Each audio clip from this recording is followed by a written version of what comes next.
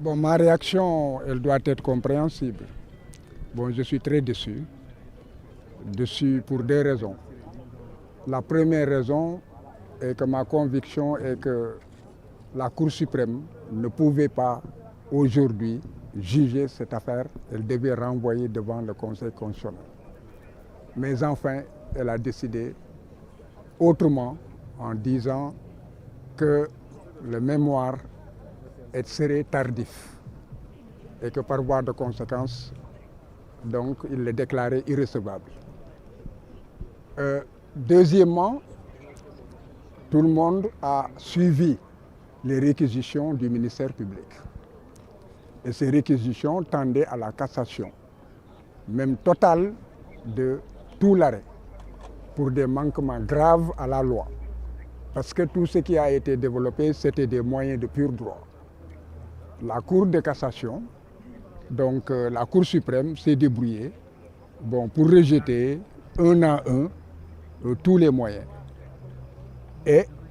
a accepté un seul moyen qui en réalité n'avait aucun intérêt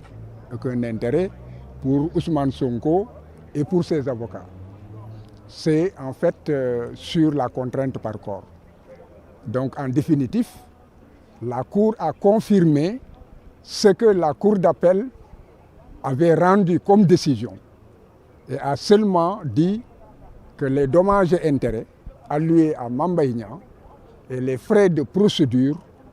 n'est-ce pas, ne pouvaient pas être recouverts par la voie de la contrainte par corps, donc un emprisonnement de 2 ans. C'est cela la contrainte par corps lorsque la somme dépasse en fait 1 million. Donc c'est cela la décision qui est surprenante. Alors, en dehors de cela, il est clair que nous ne baisserons pas les bras. Depuis des années, nous avons effectivement été confrontés à des décisions très surprenantes, n'est-ce pas, qui de nos analyses étaient désarticulées et ne correspondaient pas en fait à ce qui devait pouvoir être. Nous sommes aussi dans un contexte et un virage. Parce que si la décision n'était pas rendue aujourd'hui, rien ne pouvait empêcher Ousmane Sonko d'être candidat à l'élection présidentielle. Nous sommes aujourd'hui le 5. Dans les calculs, il restait en réalité seulement 15 jours. Or, le Conseil constitutionnel saisi aurait rendu sa décision dans 1 mois. Donc vous comprenez l'enjeu. Et là, chacun en tirera les conséquences. Et je pense que tout cela, l'État qui en fait est la cheville ouvrière de tout cela, qui en fait a violé toutes les lois, a violé tous les engagements internationaux, a renié l'état de droit et la démocratie, a changé les valeurs même culturelles dans ce pays, c'est un État qui est prêt à tout. Maintenant, se battre contre un État qui a tous les moyens financiers, politiques, policiers, etc., ce n'est pas facile. Mais ce qui est important, c'est que Ousmane Sonko a gagné devant l'opinion publique nationale, a gagné devant l'opinion publique internationale, et l'histoire retiendra qu'il y a un complot d'État qui a réussi à l'affaiblir. Mais il ne tombera pas. Ce qui reste à faire, c'est que nous continuerons le combat. Aujourd'hui, on peut en fait aller en hâte en besogne et dire que compte tenu du fait que la loi électorale dit que toute personne condamnée pour un délit de 3 mois avec sursis à 6 mois avec sursis, n'est-ce pas, entre dans un cas d'inéligibilité.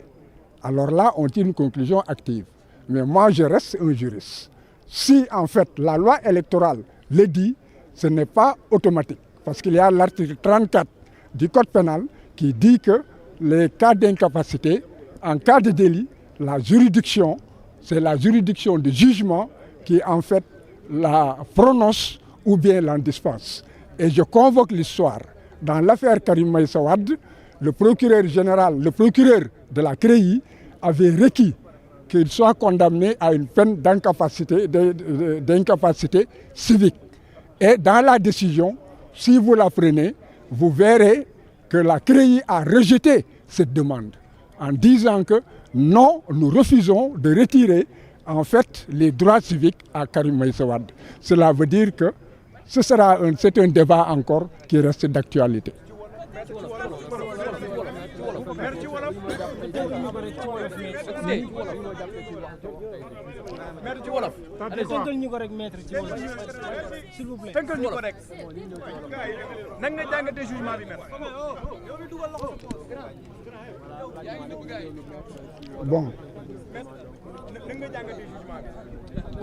Bon léegi ci li gàttal yaakaar naa ne que décision bi ñu rendre tas na yaakaar yi wante jeexalul sunu doole ni mu tasee yaakaar moom moo di que na nga xamee ne que ñun nañ ko gisee woon ak kii nga xam ne que moom moo représenté société bi muy avocat général bi dégg nga wane nañu ne que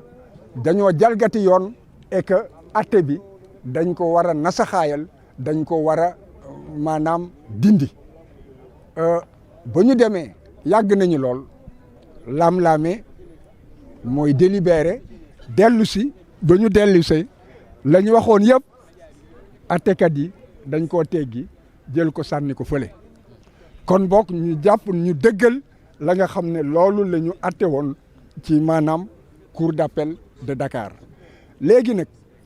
lii nga xam ne que war nañ ko mën a retenir moom moo di que buur dafa bari doole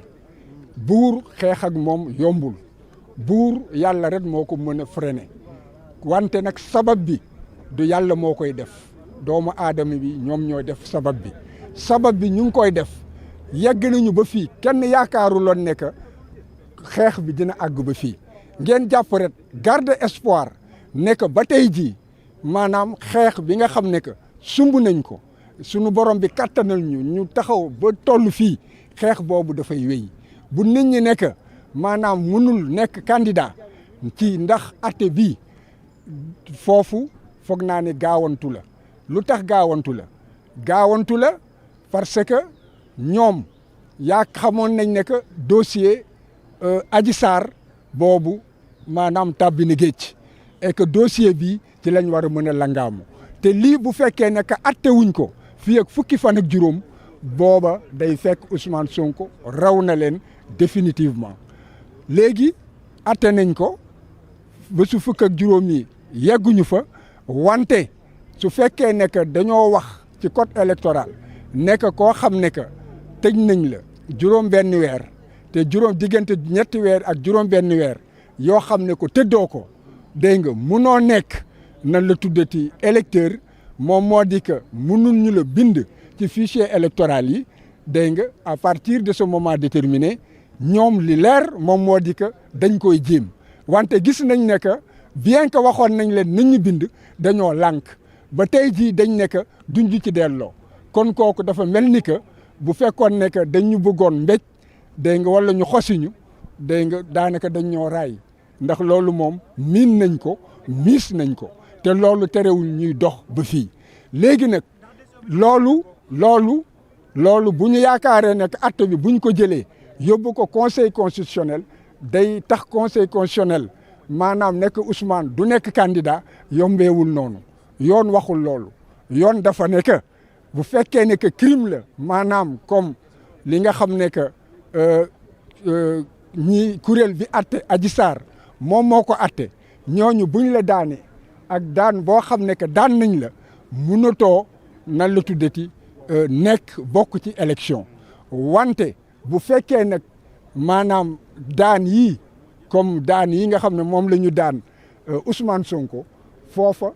yoon dafa nekk ka nga xam ne mooy atte moom mooy dogal ne que kii dootul mënati maanaam nekk candidat ci élection te loolu it mënul weesu nan la tuddati juróomi at yoon dafa tënk sax foofu juge bi waru koo mën a weesu dégg nga alors que bële ba ci fukki at mun na fa dem kon ñu jàpp ne que bu fekkee ne que dañu bëgg a langaamu ci loolu ba tey ji bu ñu yaakaaree ne que dañoo jàpp nañu xam ne que musóor bu ñu jàpp la musóor bi des seen loxo wante terewul borom musóor baa ngi dox soxlaam kon boog jàpp leen ne que wax ji jeexagul combat bi jeexagul te it ba tey ji ñu ngi ak seeni doole ñu ngi wéy ak seeni doole wante jaam ak pexem yàlla ak dogalam.